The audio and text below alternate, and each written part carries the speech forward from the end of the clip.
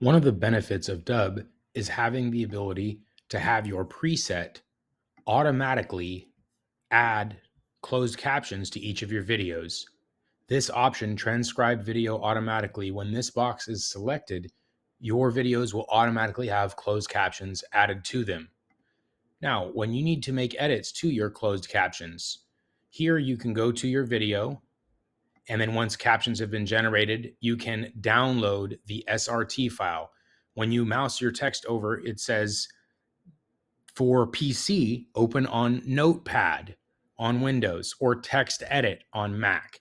So you will download this file and then you will open it with the native editing application provided here. You will make the changes to your SRT file.